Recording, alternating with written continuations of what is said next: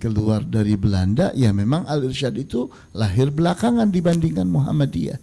Tapi kalau melihat kepada pendirinya, maka gagasan berdirinya Al-Irsyad dan Muhammadiyah itu lebih dulu Al-Irsyad. Kalau melihat gagasannya. Jadi silahkan Anda melihat dari mana. Kalau melihat dari izin yang terbit, maka Muhammadiyah lebih dahulu. Izinnya lebih keluar lebih dahulu. Kemudian Syekh Ahmad As-Surkati bertemu Kiai Ahmad Dahlan itu di tahun 1912. Jadi gagasan itu lahir di tahun 1912. Kemudian sekolah Al-Irsyad ditutup karena pendudukan Jepang pada tahun 1942. Jadi antum bedakan antara Jepang dengan Belanda, Inggris dan lain-lainnya. Kalau Belanda, Inggris itu mendidik orang yang dijajahnya, sehingga masih ada sekolah, masih ada fasilitas pendidikan walaupun terbatas. Tapi kalau Jepang tidak. Jepang ini tidak ingin bangsa yang dijajahnya itu berpendidikan. Biarkan bodoh, semua yang ada di mereka dimakan oleh mereka semua. Besi rongsoknya pun dibawa ke Jepang. Besi berkaratnya itu dibawa juga ke Jepang. Jadi semua hasil Indonesia dibawa ke Jepang. Sehingga Jepang itu walaupun menjajah 2,5 tahun, tapi kehancurannya jauh lebih besar dari Belanda yang 350 tahun. Kenapa? Ikan piranha. Jepang ini semodel dengan ikan piranha. Semua dilahap. Jadi kita lihat akhirnya apa? Mau tidak mau, karena Jepang pada saat itu tidak suka kepada pendidikan, ditutuplah sekolah Al-Irsyad di tahun 1942. Di tahun persis kedatangan Jepang. Kemudian Syekh Ahmad As-Surkati wafat di tahun 1943. Jadi kurang lebih setahun setelah tutupnya sekolah Al-Irsyad. Kemudian murid-murid Syekh Ahmad As-Surkati yang terkemuka ini saya ambilkan 16, sungguhnya ada banyak. Tapi saya akan mulai dari angka 13, 14, 15, 16. Karena nomor ini diduduki oleh orang yang bukan keturunan Arab. Ini 4 orang yang saya sebutkan ini adalah murid Syekh Ahmad As-Surkati yang hebat-hebat namun bukan orang Arab. Yang pertama adalah Profesor Dr. Muhammad Rashidi, Menteri Agama pertama Indonesia. Itu murid terbaiknya Syekh Ahmad As-Surkati. Orang mana beliau? Orang Lawang, Malang, Jawa Timur. Jadi Syekh Ahmad As-Surkati pernah berada di Lawang, Malang 3 tahun. Mendidik di sana. Salah satu murid beliau bernama Saridi. Dengan rajinnya datang bersekolah menggunakan sepeda ontel. Sangat rajin sekali. Kemudian setelah mulai pandai bahasa Arabnya, mengerti agama, dirubahlah namanya menjadi Muhammad Rashidi. Yang merubahnya Syekh Ahmad As-Surkati. Ini yang pertama. Yang kedua, Al-Ustadz Hasan Ahmad, pendiri Persis. Itu muridnya Syekh Ahmad As-Surkati. Beliau itu ahli debat. Dan setiap akan berdebat dengan siapapun, beliau mendatangkan Syekh Ahmad As-Surkati, disuruhnya duduk di sofa depan. Untuk apa? Kalau macet, turun dari mimbar untuk bertanya kepada Syekh Ahmad As-Surkati. Ya Syekh, qala kidha kidha, mada aqul lah? Qul kidha kidha kidha. Naik lagi ke atas mimbar, dijawabnya. Dan Hasan Ahmad ini biasa terkenal dengan sebutan A Hasan. A Hasan. Ahmad Hasan. Padahal kebalik itu. Yang sebetulnya nama yang aslinya Hasan Ahmad. Beliau itu adalah gurunya Muhammad Nasir, pendiri Dewan Dakwah. Jadi Dewan Dakwah itu dilahirkan oleh Persis, dan Persis itu dilahirkan oleh Al-Irsyad.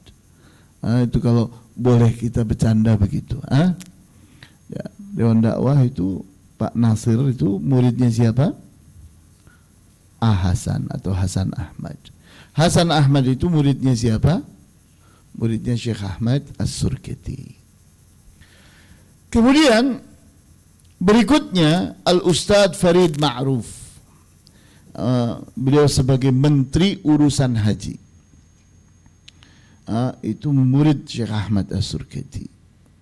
Berikutnya pula orang Muhammadiyah yang sangat terkenal, pernah jadi ketua umum, bahkan tokoh yakni di Muhammadiyah, Al-Ustadz Yunus Anis.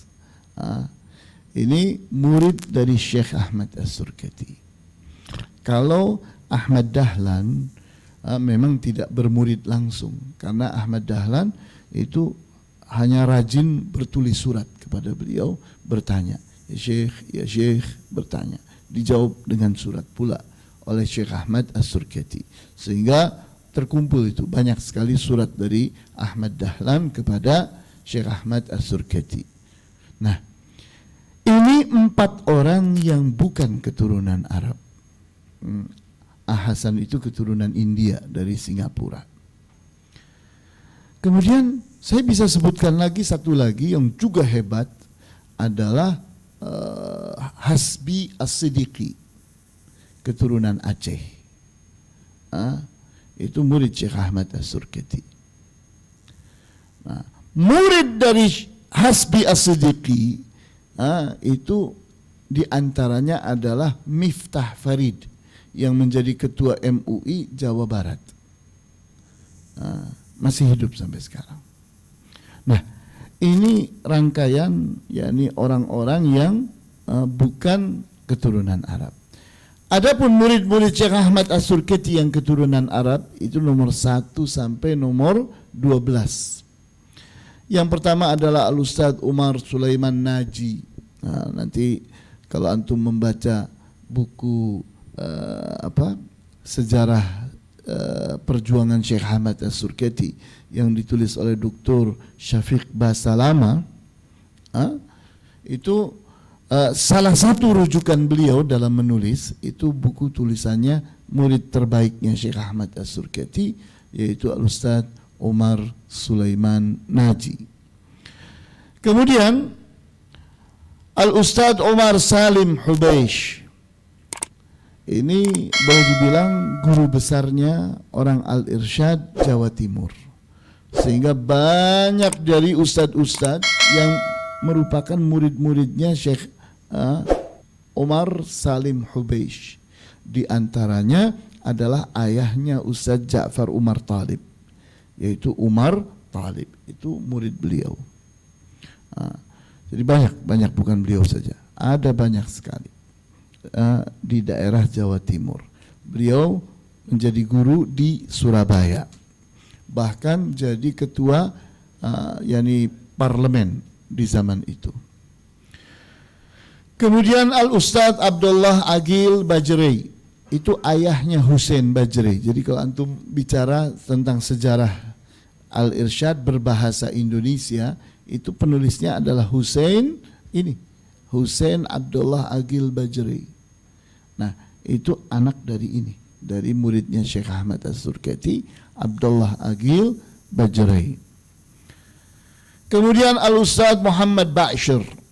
Nanti insya Allah kita akan berbicara tentang bagaimana dihidupkan kembalinya sekolah-sekolah Al-Irsyad.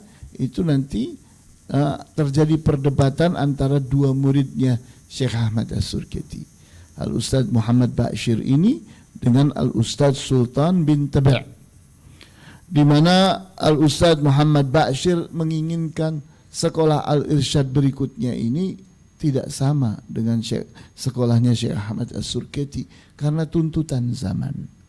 Tapi Al-Ustaz Sultan bin Tabe' tidak. Sekolah Al-Irsyad harus sama dengan sekolah Syekh Ahmad As-Surketi. Kemudian Al-Ustaz Salahul Bakri, kalau antum ingin berbicara tentang sejarah Hadramaut, maka beliau itu adalah penulis buku sejarah tentang Hadramaut, Al-Ustaz Salah Al-Bakri. Kemudian Al-Ustaz Ali Hubeish. Kemudian Al-Ustaz Salim Awad Sungkar, Al-Ustaz Ali Harhala, Al-Ustaz As'ad Al-Kalali. Al-Ustaz As'ad Al-Kalali, kalau antum buka kamus tertulis di tahun 70-an, itu ada kamus Arab Indonesia, Indonesia Arab, ditulis oleh beliau ini, Al-Ustaz As'ad Al-Kalali. Kemudian Al-Ustaz Muhammad Munif. Al-Ustaz Muhammad Munif itu pembuat simbol Al-Irsyad pertama kali. Kemudian Al-Ustaz Abdullah Baraba. Jadi ini kurang lebih contoh-contoh murid dari Syekh Ahmad As-Surketi. Sehingga kalau antum membaca buku, dan mudah-mudahan sebagian antum akan dapat nanti karena memang jumlahnya terbatas, jadi nanti wakil-wakil antum yang dapat nanti. Nah, itu buku tebal, ditulis oleh Dr. Syafiq Basalama, merupakan disertasi. Oh, tesis dari Ustaz Syafiq Basalama tentang sejarah perjuangan Syekh Ahmad As-Surketi. Jadi beliau itu pahlawan besar buat Indonesia ini, karena yang mencerahkan orang Indonesia itu tidak tanggung-tanggung, beliau ini. Kemudian berikutnya antum lihat di tahun 1930-an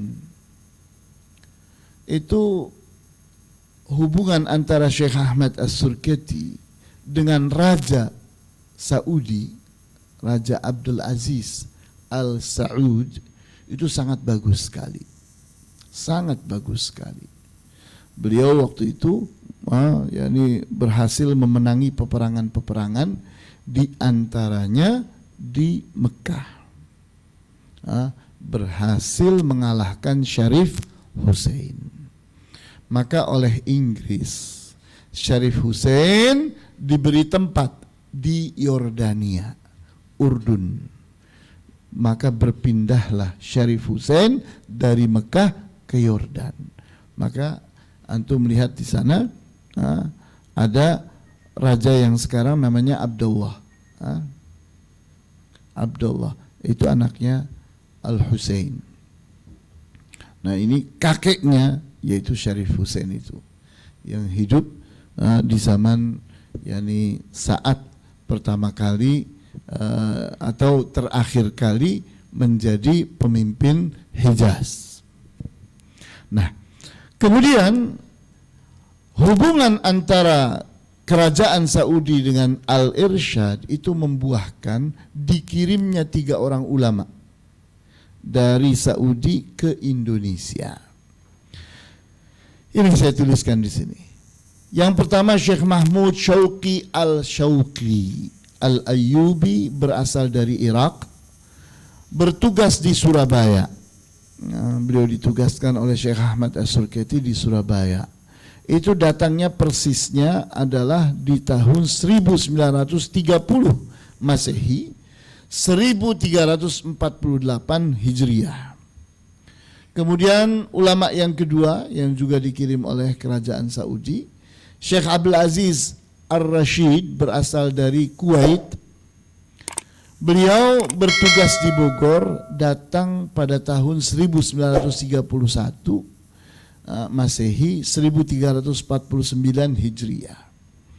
Kemudian Syekh Yunus Al-Bahri, berasal dari Irak, bertugas di Bogor, datang pada tahun 1931 Masehi, 1349 Hijriah.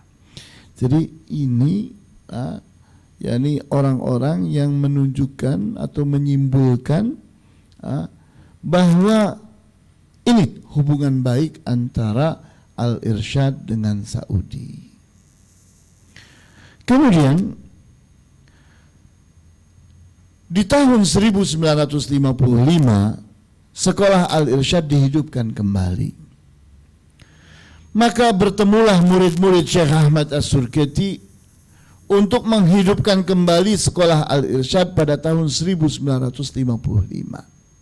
Bertempat di Bogor. Mereka berdiskusi.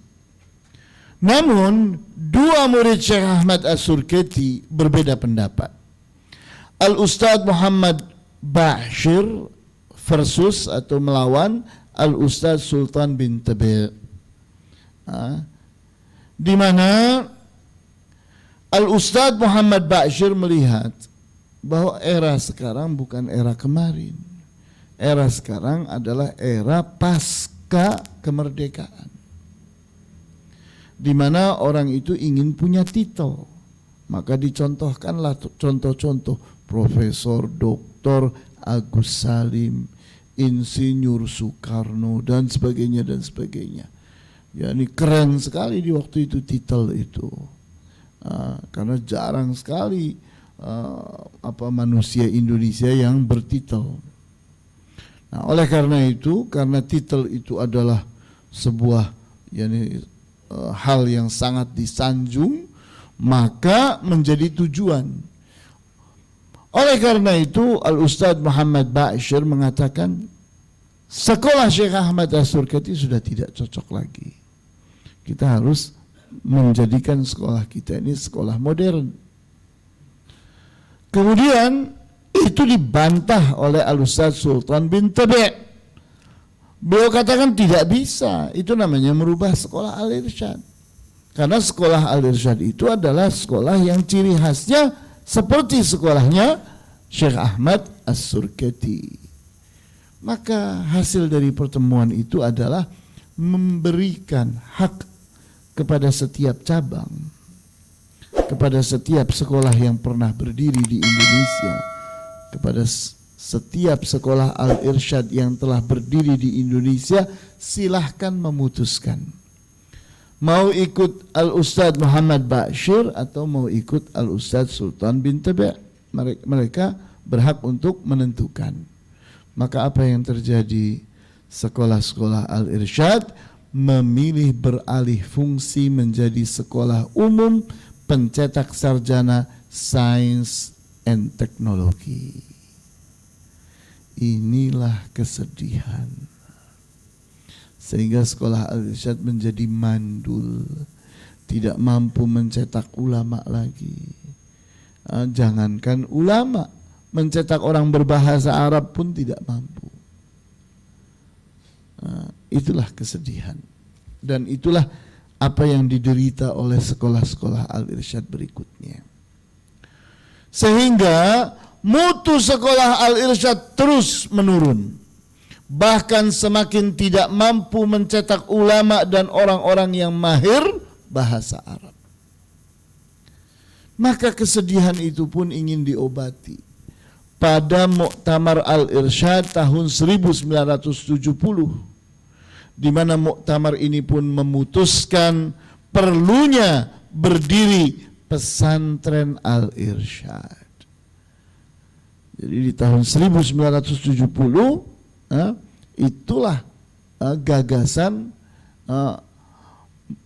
obat atau solusi atau antisipasi dalam menangani menurunnya sekolah-sekolah Al-Irsyad. Bagaimana caranya?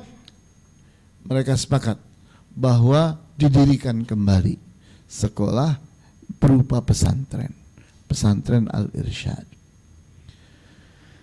Maka berikutnya fase peralihan dari tahun 1970 ke 1982. Ini 1970 itu adalah muktamar yang diselenggarakan di Bondowoso. Sedangkan 1982 itu adalah muktamar yang diselenggarakan di Semarang. di mana Muktamar ke-29 di Bogor tanggal 12 sampai 16 September 1966 mengangkat Al-Ustadz Muhammad Bashir sebagai Ketua Umum PB Al-Irsyad. Jadi ini di tahun ini Al-Irsyad mulai bangkit lagi. Kemudian Muktamar ke-30 di Bondowoso, yaitu tanggal 20 sampai 26 Oktober 1970, mengangkat Al-Ustadz Sa'id Hilabi sebagai Ketua Umum DPP Al-Irsyad. Nah, jadi ini awal perubahan di mana mereka itu mulai berpikir tentang yakni kita harus mendirikan pesantren. Di mana muktamar tahun 1970 itu terhitung muktamar utama. Kenapa? Karena pada muktamar ini berkumpul kembali pemuda, wanita, putri dan pelajar yang tadinya berserakan. Dikumpulkan kembali di Muktamar Bondowoso pada tahun 1970. Dan pada muktamar itu pula hadir para sesepuh Al-Irsyad yang umumnya mereka itu kali terakhir menghadiri muktamar. Karena setelah muktamar 1970 mereka meninggal satu persatu. Jadi antum lihat ini kurang lebih kita namai dengan fase peralihan. Kenapa? Karena fase kemerosotan yang sesungguhnya itu akan terjadi pada tahun 1982. Saat Al-Irsyad itu berpindah dari Al-Ustadz Sa'id Hilabi ke Ges Ammar. Nah itulah yakni carut marutnya Al-Irsyad di tangan Ges Ammar. Nah, jadi ini fase peralihan dari modelnya Syekh Ahmad As-Surkati dengan murid-muridnya kepada model baru. Nah, model modernnya adalah di tangannya Ges Ammar. Di tahun 1970 Muktamar Bondowoso merumuskan pedoman asasi Al-Irsyad yang terdiri dari hakikat Al-Irsyad dan mabadi Al-Irsyad. Jadi antum tahu Al-Irsyad itu kan perlu menjaga prinsip. Prinsipnya itu tidak boleh goyah. Maka untuk tidak goyahnya prinsip-prinsip Al-Irsyad, mereka menuliskan dua hal. Hakikat Al-Irsyad dan mabadi Al-Irsyad. Nah, kalau mabadi Al-Irsyad insyaallah nanti saya akan bahas setelah ini. Adapun hakikat Al-Irsyad, ini hakikat Al-Irsyad saya tuliskan. Jadi hakikat Al-Irsyad itu kalau antum perhatikan itu betul-betul sunnah, betul-betul salafi. Jadi Al-Irsyad itu, kalau Al-Irsyad itu yang dimaksud adalah Syekh Ahmad As-Surkati dan murid-muridnya, maka Al-Irsyad itu salafi dan sunnah. Tapi kalau Al-Irsyad itu adalah Ges Ammar, maka yakni kita tidak mengerti apa bentuknya itu karena sudah berubah jauh di tangan beliau.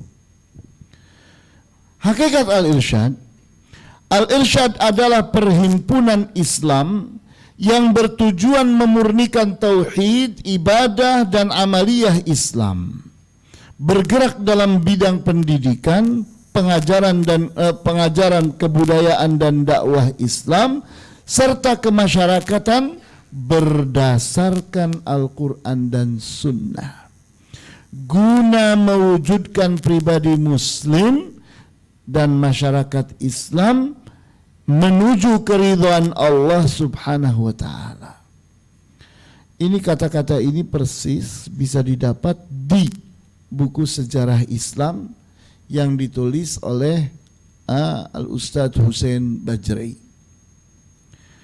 Nah, jadi antum lihat ini hakikat Al-Irsyad. Hakikat Al-Irsyad itu sunnah banget, salafi banget. apalagi nanti saat kita membahas mabadiknya, kita akan tahu bahwa inilah al-irsyad, inilah prinsip-prinsip al-irsyad. Maka rusaknya al-irsyad itu di sini, di fase modernisasi, yaitu tahun 1982 sampai dengan 1998. Jadi lamanya kurang lebih 16 tahun. Di tangannya Ges Ammar,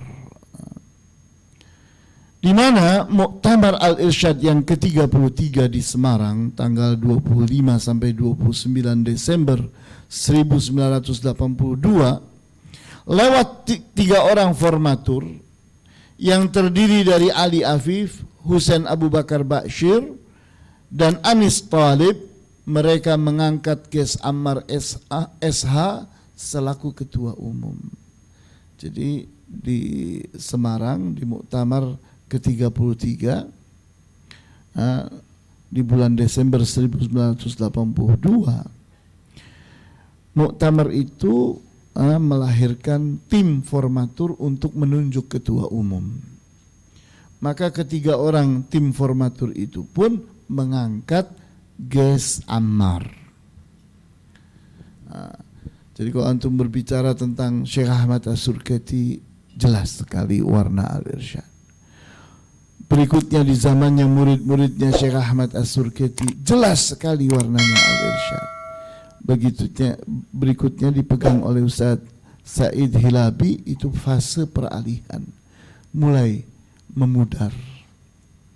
Warna al-irsyad yang sunnah, yang tauhid, yang betul-betul kembali kepada Rasulullah SAW, kembali kepada Al-Quran dan Al-Hadis, itu mulai berkurang.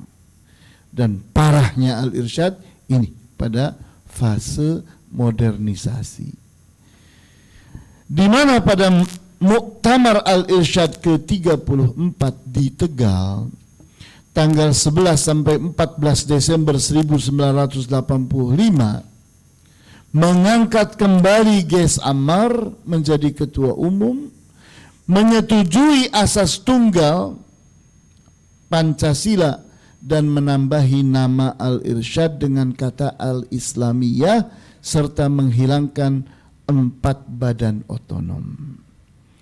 Jadi antum lihat, Soeharto pada tahun 1984 itu melahirkan undang-undang asas tunggal, sehingga semua ormas Islam asasnya tidak boleh lain selain Pancasila. Sehingga yang tadinya ormas-ormas Islam itu menuliskan asas #2 Islam, itu dibuang, tidak boleh, haruslah Pancasila. Maka itulah yang disebut dengan astung, asas tunggal, artinya asas itu tunggal saja, satu saja, jangan bermacam-macam, yaitu Pancasila. Maka perubahan ini diantisipasi oleh orang-orang yang bermuktamar di tahun 1985. Mereka bilang, wah, asas ini hilang, Islam hilang. Tapi bagaimana kita harus memasukkan kembali Islam ke dalam Al-Irsyad? Maka nama Al-Irsyad pun dirubah. Yang tadinya namanya Perhimpunan Al-Irsyad, mereka rubah menjadi Al-Irsyad Al-Islamiyah. Dengan harapan dari situlah Islam masuk. Yang tadinya Islam itu ada di asas, maka sekarang ada di nama. Jadi kalau antum berbicara dengan kawan-kawan yang dari Al-Irsyad Al-Islamiyah, mereka mengaku-aku mereka lah yang asli. Kita bilang kamu itu yang palsu, karena kamu itu berubah. Berubah dari mana? Dari Al-Irsyad yang sesungguhnya. Nah, oleh karena itu kita ingin mengembalikan Al-Irsyad itu seperti Al-Irsyadnya Syekh Ahmad As-Surkati, seperti Al-Irsyadnya murid-muridnya Syekh Ahmad As-Surkati. Inilah yang disebut dengan reorientasi. Kita kembalikan lagi ke arah yang sesungguhnya, bukan ke arah yang liberal, yang sok modern seperti itu. Nah, kemudian berikutnya, kapan awalnya terbelah Al-Irsyad menjadi dua? Jadi Al-Irsyad itu sekarang ada perhimpunan Al-Irsyad, ada Al-Irsyad Al-Islamiyah. Kok ada dua? Ini ceritanya seperti ini. Kebencian Ges Ammar dan Abdullah Jaidi beserta para pendukungnya kepada dakwah salafiyah sesungguhnya adalah penyebab inti terjadinya perpecahan dan dualisme di tubuh Al-Irsyad. Ini persoalannya. Antum tahu bahwa apa sih yang paling menyakitkan mereka? Yang paling menyakitkan mereka itu adalah lahirnya pesantren Islam Al-Irsyad yang dipimpin oleh Al-Ustadz Ja'far Umar Thalib dan Al-Ustadz Yazid Abdul Qadir Jawas. Nah, itu awalnya. Itu awal dari kebencian mereka. Di mana mulai itu mereka itu sangat benci dengan yakni fatwa-fatwanya kedua orang ustadz ini. Menurut mereka ini, padahal ini fatwanya kita semua. Yang pertama katanya bahwa dimulai dari mana? Dimulai dari bahwa rokok itu haram, kemudian TV itu haram, hijab itu wajib, kemudian sholat tahajud itu wajib, kemudian tadi TV itu haram sudah disebut ya, udah. Kemudian isbal itu haram, kemudian berikutnya lagi jenggot itu wajib. Kemudian apa lagi? Jadi hal-hal ini menurut mereka tidak modern.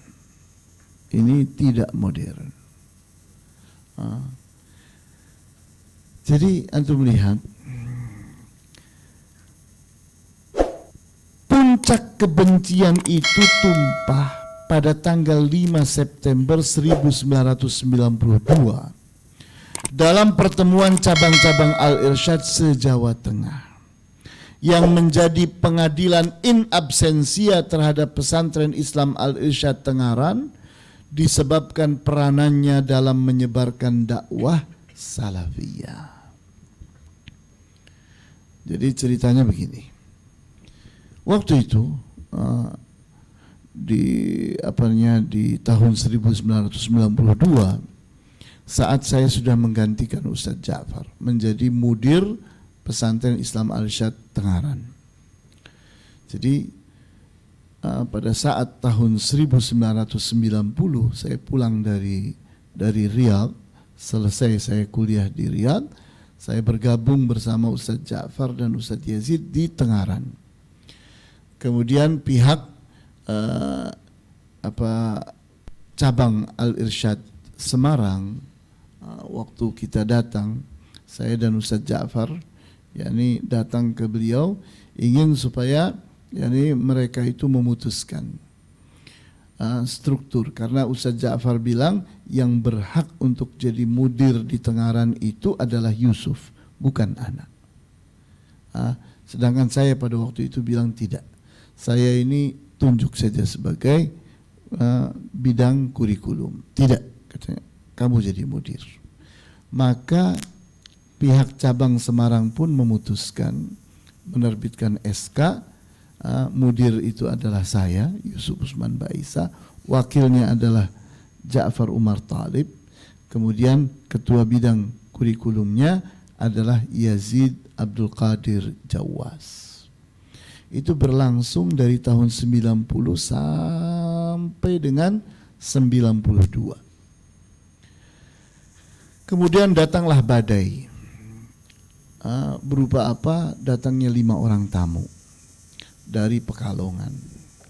Waktu itu 5 orang tamu itu Awad Makki dan pamannya yaitu Talib Makki, kemudian seorang ustadz bernama Ali Basleiman, kemudian Abu Bakar Syammah dan Ghanim Hatrash. Kelima orang ini datang. Awad Makki pergi ke rumahnya Ustaz Ja'far Talib, sedangkan keempat orang lainnya datang ke rumah saya di Tengaran. Maka keempat orang ini pun bertanya dengan pertanyaan yang tadi. Iya.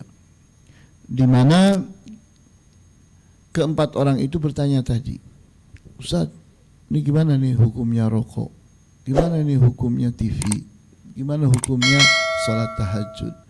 Gimana hukumnya niqab atau hijab? Bagaimana hukumnya tadi ada sekitar 7 atau 8 masalah ditanyakan pada saya jawab satu persatu dengan ilmiah. Mereka terdiam, tidak bisa menanggapi. Katanya, Ustadz, bagaimana kalau Ustadz ini kita hadapkan kepada ulama Al-Irsyad? Saya bilang siap. Antum tunjuk saja kapan waktunya, yang penting Sabtu atau Ahad. Nanti yang akan datang saya dan Ustadz Yazid Jawas akan datang untuk kita duduk bersama antum. Baik, sepakat katanya. Sepakat. Yang terjadi hal yang berbeda. 5 September 1992 mereka mendatangkan cabang-cabang Al-Irsyad ke Pekalongan. Kemudian di acara itu mereka satu persatu naik ke atas mimbar dan saya pegang rekamannya. 8 kaset C90. Naik mereka satu persatu, semuanya mengadili pesantren Al-Irsyad untuk ditutup. Mereka bilang harus ditutup. Karena ya ini alasannya ini. Jadi pendek cerita ini saya sebutkan di sini. Ini awal badainya di sini nih. Di mana mereka itu melakukan pengadilan in absentia. Mengadili pesantren Islam Al-Irsyad Tengaran, tapi pesantren Islam Al-Irsyadnya tidak hadir, absen. Jadi ini kezaliman mereka yang sok modern itu. Kemudian kebencian itu pun berimbas kepada terbitnya SK 104 tanggal 11 November 1998 oleh Ges Ammar sendirian tanpa melalui mekanisme rapat pleno, di mana SK tersebut memutuskan reshuffle terhadap struktur PP yang menggusur 13 orang yang terkesan bersimpati kepada dakwah salafiyah. Jadi antum melihat ini titik masalahnya. Jadi ceritanya waktu itu DPC Al-Irsyad Al-Islamiyah Pekalongan ingin mendatangkan Ustadz Yazid Jawas untuk berceramah di gedung Al-Irsyad Pekalongan. Kemudian ada 4 orang yang selalu menghubungi ketua DPC Al-Irsyad Al-Islamiyah Pekalongan. Kerang kering sampai bosan si ketua ini. Ketuanya bernama Luqman Salim Syamlan.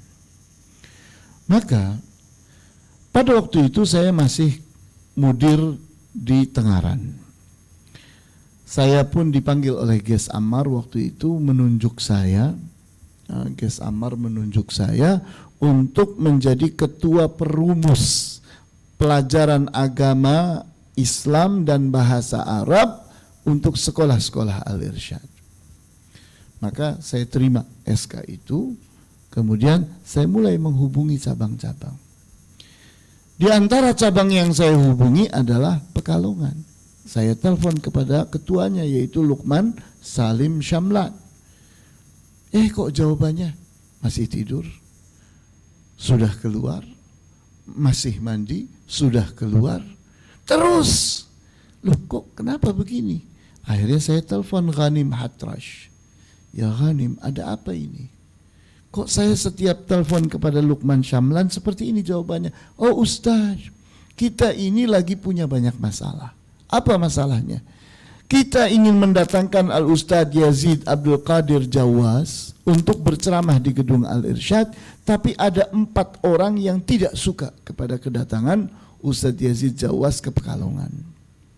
Siapa 4 orang itu? Disebutkan Ali Ahmad Bajri, Talib Makki, kemudian Abdullah Jaidi, dan yang keempat adalah ada 4 orang sebentar. Ali Bajri,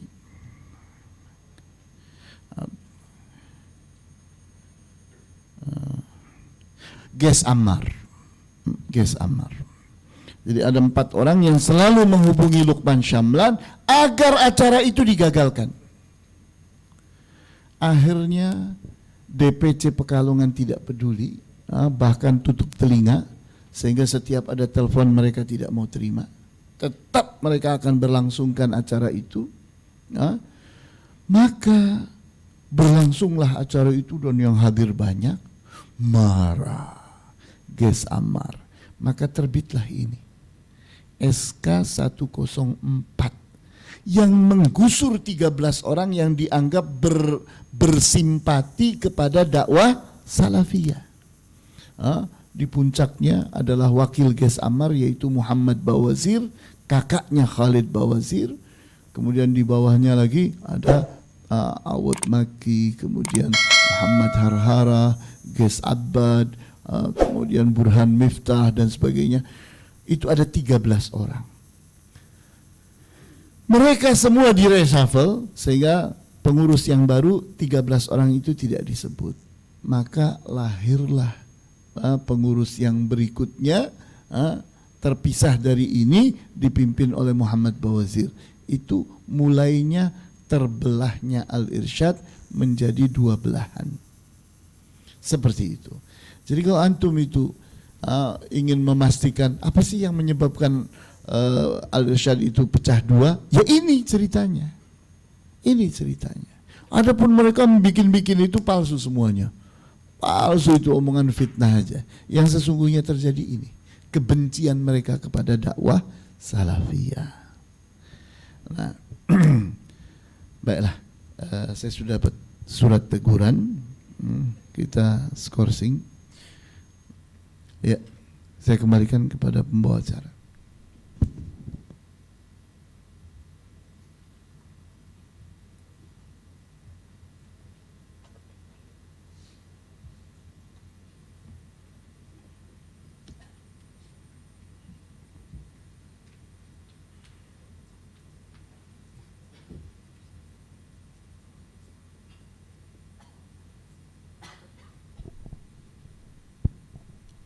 Syukuran Ustaz penyampaiannya, dan kepada ikhwah mungkin kita akan rehat sejenak untuk kopi break.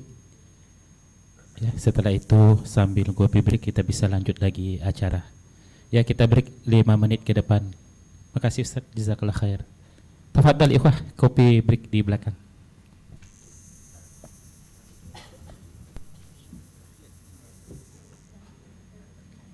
Coffee break. Apa ini?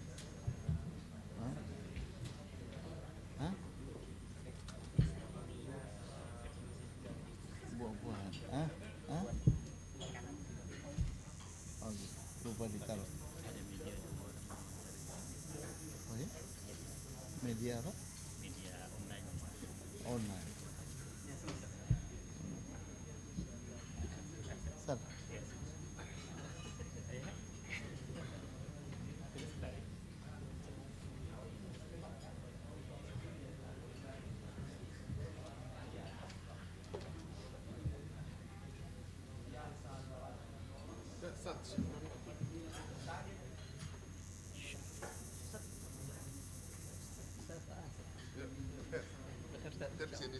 Iya, banyak di Makassar.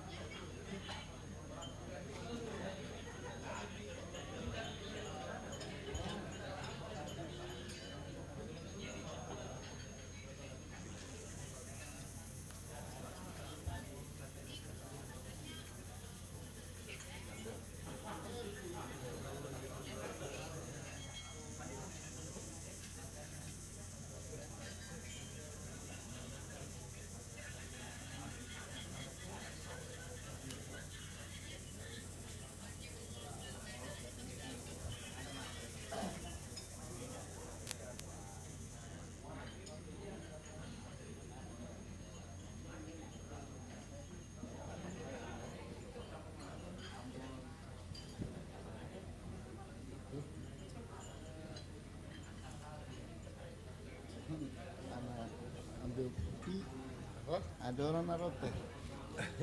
Siapa itu? Siapa? Assalamualaikum warahmatullahi wabarakatuh. Diharapkan kepada ikhwah wa ustadz untuk bisa menempati tempat duduknya dan sambil kita ngopi santai, karena menghemat waktu kita akan melanjutkan acara kembali. Ya, kepada ikhwah